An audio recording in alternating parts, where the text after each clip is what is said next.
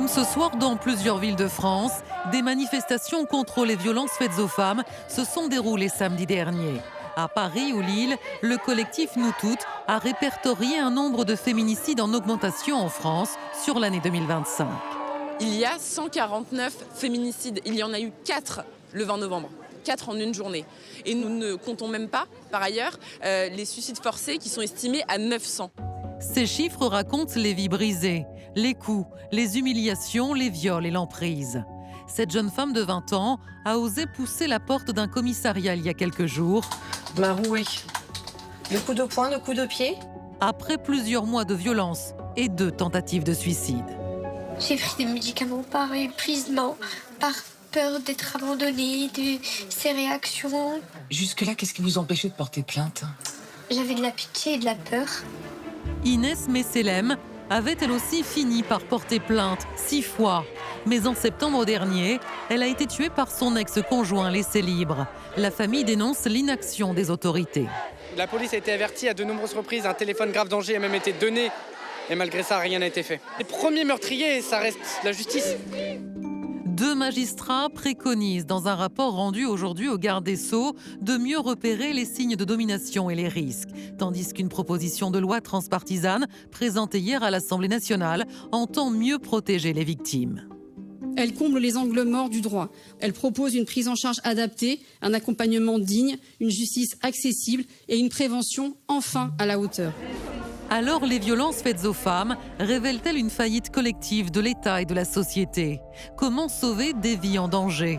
Faut-il s'inspirer de l'Espagne, qui a réussi à réduire de moitié le nombre de féminicides?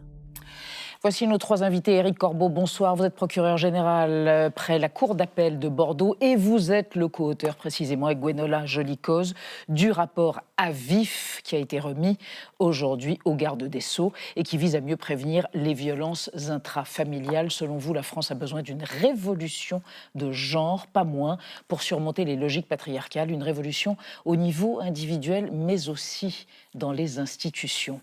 Mini Gounbay à côté de vous, bonsoir, directrice générale de la Fédération nationale Solidarité Femmes, qui a créé et qui gère la ligne d'écoute 3919 qui est dédiée aux femmes victimes de violences et qui est accessible, il faut le rappeler, tout le temps, 24 heures sur 24, 7 jours sur 7. Selon vous, chaque année, 100 000 femmes appellent le 3919. Le problème, c'est que les associations vers lesquelles vous les orientez n'ont plus les moyens ou n'ont plus suffisamment de moyens pour les accueillir. Et à côté de vous, Céline Marcovici, bonsoir, avocate au barreau de Paris. Vous êtes présidente de l'association Avocats, Femmes et Violences et je signale votre ouvrage. Madame, il fallait partir. Comment la justice achève les femmes victimes de violences conjugales? Selon vous, l'arsenal juridique de lutte contre les violences faites aux femmes est aujourd'hui suffisant, mais c'est son application qui fait défaut. Et on démarre le débat, Benjamin, avec l'acronyme du jour pour qu'on comprenne ce que veut dire AVIF. AVIF, qui vient donc de violence intrafamiliale. C'est le titre du rapport rédigé par 2 magistrats spécialisés dans les violences faites aux femmes, dont vous, donc, Éric Corbeau, et que vous avez remis aujourd'hui au ministre de la Justice, Gérald Darmanin. Vous y préconisez 10 mesures pour, je vous cite, rétablir la confiance entre notre société et le système judiciaire. Mais d'abord, comment vous expliquez notre retard en la matière? Est-ce que l'État est coupable de féminicide par négligence aujourd'hui? Je crois que l'arsenal législatif, les textes sont en place, se sont accumulés au cours de ces dernières années. Il y a eu plusieurs rapports qui ont été rendus sur le sujet. Et là, le garde des Sceaux a souhaité que 2 magistrats se penchent sur l'institution judiciaire elle-même et proposent des choses qui sont ancrées dans le concret, qui ne nécessitent pas une grande réforme, qui ne nécessite pas une loi nouvelle, mais peut-être une réflexion effectivement de genre, sur la manière que nous avons, nous, institutions judiciaires, de prendre en compte ce phénomène, de pouvoir dire que c'est un phénomène systémique, dont les femmes sont victimes, et qu'il faut réfléchir autrement. Mini Gounbay, est-ce que le constat est alarmant? On va voir les chiffres. La hausse des féminicides est impressionnante. Comment vous expliquez cela, cette hausse, alors que c'est une grande cause nationale depuis 2017? Alors je pense qu'on a eu à un moment donné la grande cause, le Grenelle des violences conjugales. On a été dans un élan qui a porté des politiques publiques et aussi un discours politique fort.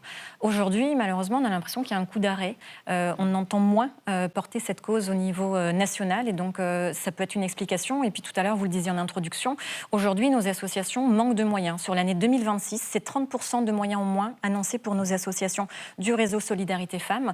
Et donc quand on ne peut pas, au bout de la chaîne, accueillir ces femmes qui souhaitent sortir des violences, eh bien, ça donne des situations où on les met en danger à nouveau. Avec plus de dénonciations aussi au quotidien, les femmes aussi le font plus spontanément aujourd'hui? Absolument. Depuis 10 ans, dans les chiffres du ministère de l'Intérieur, il y a une explosion des enregistrements. Donc ça veut dire qu'on a dit aux femmes, parlez, on va vous croire, on a ouvert les vannes et puis maintenant, on a du mal à les accueillir. Avant qu'on en vienne à l'arsenal de prévention, je voudrais votre réaction, Maître Marcovici, vous êtes avocate. On a entendu le frère d'Inès Misselem dire tout à l'heure dans la mise au point, le premier meurtrier, c'est la justice française. Ça vous inspire quoi, cette réaction à chaud et désespérée du frère d'une victime? Cette phrase veut dire énormément de choses, effectivement. On a des textes qui permettent de protéger aujourd'hui les femmes victimes de violences de manière très effective. La difficulté, c'est dans l'application de ces textes. Prenons l'exemple de l'ordonnance de protection, elle a vu le jour en France en 2010.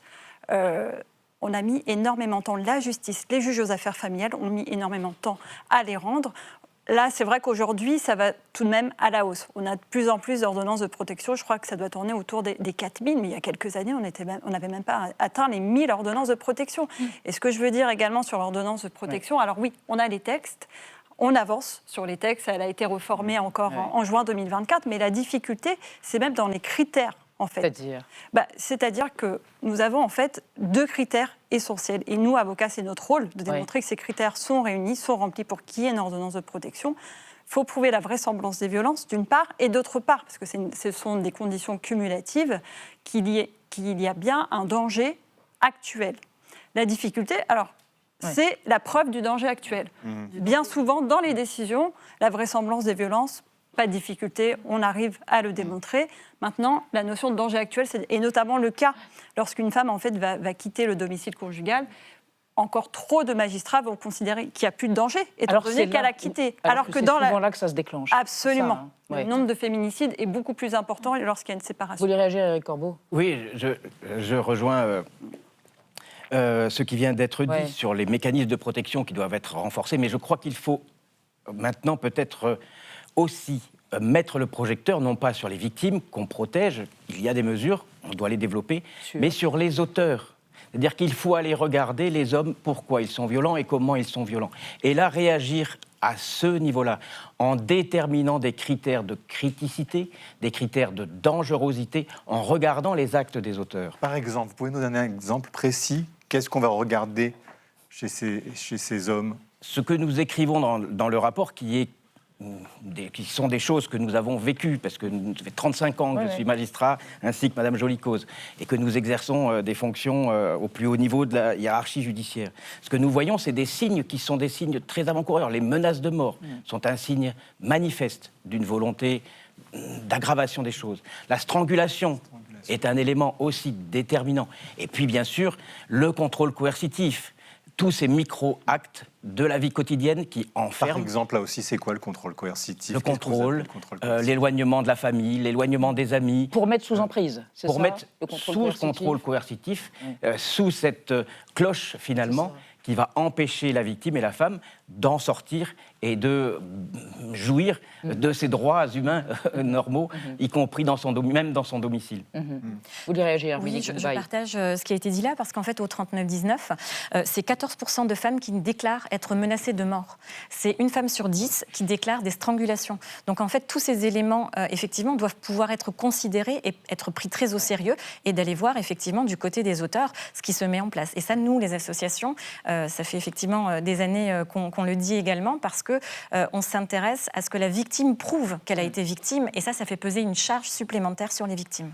Alors, on va évoquer avec vous trois et avec Anna un autre type de violence, les violences économiques dont les femmes sont victimes. Oui, plus insidieuse, plus sournoise. En France, près d'une femme sur 4 a déjà subi des violences économiques de la part de son partenaire, selon un sondage IFOP qui a d'ailleurs été commandé par votre fédération. Et c'est un chiffre stable par rapport à l'année dernière. Alors, moins visible que les coûts, ces violences, elles ont pourtant un impact néfaste sur la santé mentale des femmes. Il s'agit de les rendre dépendantes financièrement pour qu'elles n'aient ni l'envie ni le courage de partir. Exemple, interdire à sa partenaire d'accepter un travail, confisquer tout ou partie de son salaire, l'empêcher d'avoir un compte personnel et une carte de paiement bancaire. Ce dernier point concerne d'ailleurs près d'une femme sur 3 qui vit en couple en France. Et dans d'autres cas, les hommes contractent même des dettes au nom de leurs femmes qui sont ensuite peuvent se retrouver interdites bancaires. Le cercle vicieux, c'est que les violences économiques et les violences physiques sont intimement liées. Plus les femmes sont vulnérables, plus il est facile pour les partenaires violents de renforcer leur emprise. Alors, des solutions commencent à émerger tout doucement pour les protéger. Depuis l'an passé, les femmes peuvent par exemple ouvrir un compte bancaire à leur nom, en cachette de leur conjoint et sans mention du domicile conjugal. C'est notamment ce que proposent le Crédit Mutuel et la Banque Postale. Et aujourd'hui, un collectif a réclamé dans une tribune qui a été publiée dans Le Monde que toutes les formes de violence conjugale soient désormais inscrites dans la loi. Céline Marcovici, est-ce que les violences économiques dont on vient de parler, c'est l'angle mort aujourd'hui et du droit et des politiques publiques? Effectivement, ça constitue un vide juridique à ce jour, puisque dans le Code pénal, nous n'avons aucune infraction qui érige les violences économiques ou encore les violences administratives en délit. Ça n'existe pas. En revanche, il est vrai, quand une femme va aller déposer plainte pour violence conjugale, que ce soit violence physique ou psychologique, qui, elles, sont bien reconnues dans notre législation, l'officier de police judiciaire va systématiquement poser la question êtes-vous victime de violences économiques? Avez-vous accès à votre compte bancaire? Avez-vous accès à vos revenus? Donc ce sont des questions, tout comme les violences administratives, mais pour autant, on n'a pas de consécration légale à ce jour. Minnie Gounbay, c'est vrai que ces violences économiques, elles étaient assez peu documentées jusqu'à maintenant par rapport aux violences physiques. Comment ça s'explique ? Alors, à la Fédération nationale Solidarité Femmes, on considère qu'il y a 7 types de violences conjugales et les violences économiques en font partie. Donc, c'est important parce que les femmes qui nous appellent témoignent toujours de 2 ou 3 types de violences cumulées. Les femmes sont rarement victimes d'une seule violence. Donc, vous voyez là, ce sont nos chiffres 2024. Et donc, pour nous, c'est important de travailler sur l'ensemble du prisme. C'est comme ça qu'on a développé ce partenariat avec le Crédit Mutuel, qui est un outil parmi d'autres. Mais en vrai, ce que ça nous dit, c'est qu'il faut des politiques publiques globales. Et donc, il faut lutter à la racine sur les inégalités de salaire, sur le temps de travail subi des femmes. 48% des femmes dans cette enquête nous disent qu'elles ne pourraient pas quitter le domicile faute de revenus. Et notre fédération, déjà à la fin des années 70, avait compris cette question-là, puisqu'elles ont mis en place les premières structures d'hébergement pour femmes victimes, pour qu'elles aient un toit sur la tête, parce que sans cela, elles ne pourraient pas partir. Sauf qu'aujourd'hui, il n'y en a pas suffisamment pour accueillir toutes les femmes victimes de violences conjugales. Absolument. Aujourd'hui, on a besoin de places d'hébergement et on a besoin aussi, au bout de la chaîne, de places de logement. Et l'autre problème, c'est aussi la formation des professionnels de la justice et de la police. C'est un problème récurrent. Écoutez le constat alarmant de la sénatrice socialiste Laurence Rossignol. Quand vous poussez la porte du commissariat, commence la grande loterie. Vous pouvez tomber sur un policier formé ou pas formé, sur un commissariat dans lequel il y a un travailleur social ou pas. Et puis ensuite, tout au long du parcours, chez le procureur, chez le juge d'instruction et jusqu'à la fin, c'est une loterie. Ce que nous voulons faire, c'est mettre fin à la loterie. On veut qu'il n'y ait plus de tickets perdants pour les femmes qui sont victimes de violences. Éric Corbeau, comment vous expliquez cette carence? Ça fait des années qu'on parle de formation. Vous pensez qu'aujourd'hui, tous les magistrats, tous les policiers étaient formés. Ce n'est pas le cas. Non, ce n'est pas le cas. Des efforts nombreux ont été faits par la police, par la gendarmerie, par la magistrature également. L'École nationale de la magistrature forme les magistrats en formation initiale et en formation continue. Je dirige avec Gwenola Joly-Coz une formation du cycle approfondi de lutte contre les violences intrafamiliales à l'École nationale de la magistrature, qui est basée sur les concepts, la connaissance des concepts. Oui. Parce qu'il faut que les magistrats, comme les policiers, comme les gendarmes, deviennent spécialisés, connaissent les concepts, parce qu'on ne peut pas bien juger si on ne connaît pas ce qu'on juge. Et l'emprise, le contrôle coercitif, la mémoire dissociative, les violences dans toute leur nature. C'est quoi la mémoire dissociative, pardon ? La mémoire dissociative, c'est, vous savez, ces victimes qui viennent dire on m'a agressé, mais vous savez, la moquette, je me souviens pas, la moquette était jaune. On va voir, la moquette est bleue, parce que le cerveau a disjoncté pendant l'acte et pendant la violence.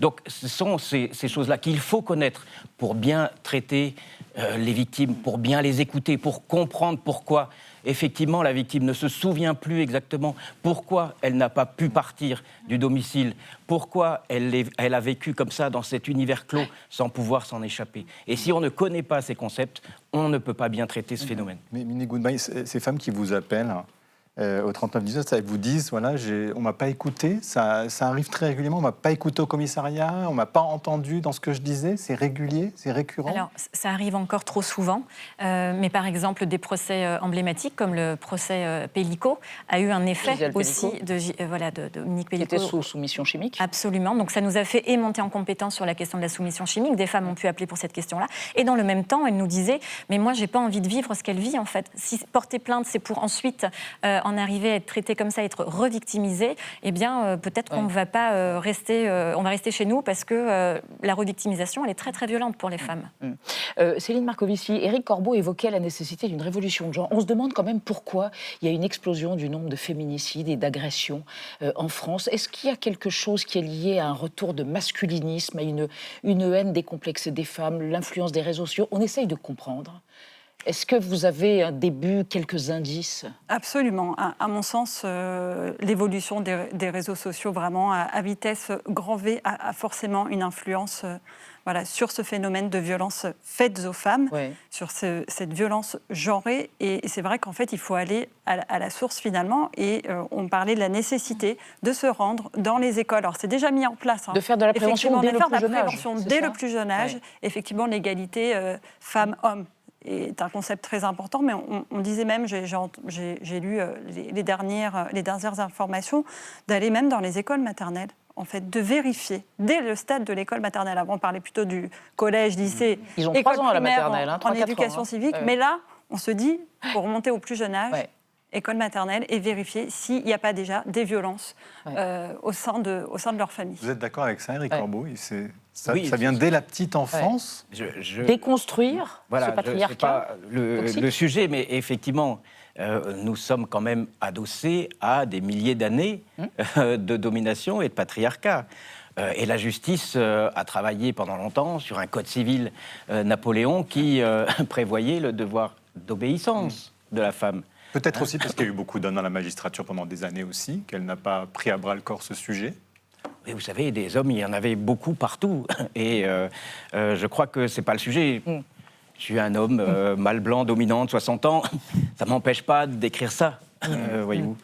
Alors, on va s'intéresser à un pays qui a opéré une sorte de révolution depuis 2004, c'est l'Espagne, pays pionnier en Europe dans la lutte, vous le savez tous les trois, contre les violences faites aux femmes. Une loi, la loi transversale, existe là-bas depuis 2004. Regardez, c'est notre archive. Quand une femme porte plainte, services sociaux, police, justice doivent l'accueillir et la protéger aussitôt. Pour plus d'efficacité, la loi a prévu des unités de police et des tribunaux spécialisés. Ce sont des tribunaux spécialisés et il faut aussi que les magistrats qui les composent aient une formation adaptée. Car ce sont des affaires très complexes et elles nécessitent que les mesures prises soient coordonnées, tant au plan pénal, avec la sanction de l'agresseur, qu'au plan civil. Minnie Goodby, c'est ça la clé des juridictions spécialisées en Espagne? Je pense que c'est ça, mais c'est aussi la révolution culturelle. Vous allez dans n'importe quel village en Andalousie, par exemple, eh bien, vous avez partout des campagnes de sensibilisation. On parlait tout à l'heure de l'éducation dès le plus jeune âge. En fait, faire une révolution culturelle et structurelle, ça veut dire dès le plus jeune âge assumer de dire que nous sommes dans une société patriarcale et qu'on peut ouvrir le champ des possibles aux filles et aux garçons pour vivre dans une société égalitaire. Donc ça, c'est très important, la sensibilisation et ensuite, effectivement, une loi globale, cohérente, interministérielle. Vous considérez qu'il faut des juges, des vifs, des juges consacrés, dédiés aux violences intrafamiliales. Ça pourrait faire baisser le nombre de féminicides, comme ça a été le cas en Espagne. Ça a diminué divisé en 2 en 5 ans. Effectivement, mais nous pensons effectivement, ça va dans le même sens de la connaissance, ça va dans le même sens de la spécialisation, c'est-à-dire de mieux traiter dans une vision globale. Nous l'avons testé à Poitiers, où j'étais en poste avec Madame Joly-Coz, nous avons créé des audiences où nous traitions avec les mêmes magistrats l'affaire civile et l'affaire pénale en même temps, c'est-à-dire le divorce et les violences. Ce qui rend des décisions très cohérentes, qui terminent la phase judiciaire, parce qu'on parlait de la violence administrative, mais la violence judiciaire existe aussi pour ces femmes. Ça clôt, ça donne des décisions cohérentes, notamment pour les enfants, parce que pensons aussi aux enfants qui sont dans ce milieu de violence. Voilà. Et je pense qu'il faut aller vers cette spécialisation d'une manière ou d'une autre. C'est une marque aussi, aussi les mots. On parle aujourd'hui de classement sans suite. Il faudrait parler d'enregistrement sans poursuite, nous dit-on. Ça aussi, les mots sont importants dans la qualification des faits. Absolument, absolument. On parlait de magistrats spécialisés tant sur le volet pénal que sur le volet civil. Mais c'est vrai que quand en fait, une femme se présente devant le juge aux affaires familiales, dans le cadre de son divorce ou juste pour statuer sur les modalités de garde, évidemment, l'auteur des violences va dire « oui, mais la plainte de madame a été classée sans suite ». Alors, pour un juge aux affaires familiales qui n'est pas forcément formé au pénal ou au correctionnel, ça peut avoir une influence négative. Alors, nous, avocats, notre rôle, c'est aussi de demander la copie pénale, de vérifier sur quel motif, en fait, cette plainte a été classée sans suite. Bien souvent, on a la réponse infraction insuffisamment caractérisée, mais démontrer tout de même au sein de la copie pénale qu'il y avait des éléments tout de même où ça aurait pu donner lieu à des poursuites. Mais c'est vrai qu'on n'a pas forcément en face de nous des juges aux affaires familiales qui sont formés. Miné Gounbaye, en même temps, il y a aujourd'hui des téléphones grave danger, des bracelets anti-rapprochement. On nous avait dit que ça allait permettre la baisse du nombre de féminicides. Ce n'est pas le cas. Pourquoi ? Parce que derrière, il n'y a pas les moyens humains. Il faut pouvoir contrôler, comme par exemple pour des ordonnances dont on parlait tout à l'heure. Alors je pense que peut-être le travers qu'on a en France, c'est de penser que différents outils mis bout à bout peuvent faire une politique publique. Je pense que si on veut une politique publique globale et cohérente, il faut penser la politique publique du bout de la chaîne, c'est-à-dire que reprendre et remettre les femmes au cœur du parcours de victime. C'est-à-dire entre le premier moment où elles décident d'appeler le 3919 ou alors d'aller dans une association directement ou toute autre démarche, d'aller chez une avocate, jusqu'au bout de la chaîne où on arrive à la reloger, il faut repenser les politiques publiques en remettant la dame au centre. Et c'est peut-être ça aussi notre difficulté aujourd'hui. La dame ou la jeune fille. Par ailleurs, par rapport au 3919, vous dites il y a un nouveau phénomène, il y a des contre-plaintes. Il y a des hommes qui appellent pour essayer de manipuler, de manipuler les femmes, les gens qui répondent. Alors nous, on a 83 associations dans le réseau de solidarité femmes et 100 000 appels au 3919. Des deux côtés, un phénomène qui monte, mais qui a toujours existé, c'est le phénomène des contre-plaintes. Et ça, c'est terrible, parce qu'en fait, ça fait que les femmes n'ont plus confiance en la justice. C'est quoi ? Eh bien, ce sont des hommes qui portent plainte et c'est classé en violence réciproque. Et donc ça, c'est un petit peu compliqué pour nous de le comprendre à l'heure où parfois les femmes n'arrivent pas à obtenir justice et qu'elles ont des classements sans suite. Éric Corbeau, il y a l'autre sujet, c'est la récidive aussi des auteurs. On a l'impression que c'est un mal sans fin. Ils ont commis, ils vont recommettre. Qu'est-ce qui manque là aussi ? Des formations, des stages de réinsertion, comme on dit, même si ça paraît il faut réfléchir à la peine, il faut réfléchir à l'exercice et à l'exécution de la peine, il faut réfléchir au contenu des stages. Il y a beaucoup de modes de réponse pénales, il y a de l'emprisonnement, bien sûr. Vous savez qu'il y a presque 20 000 prisonniers actuellement qui sont détenus pour des violences conjugales. Intrafamiliales ou conjugales. Donc c'est énorme. Vous voyez le coût pour la société aussi de ce drame et de ce phénomène. C'est énorme. Il faut réfléchir effectivement à des modes, peut-être pour sortir de cette délinquance-là. Ça passe par la formation qui a été évoquée, par l'éducation, par quelque chose qui va plus au cœur du sujet. Merci en tout cas à tous les trois d'être venus débattre et nous éclairer sur, effectivement, vous l'avez dit, sur ce drame des féminicides et des violences intrafamiliales. Merci infiniment.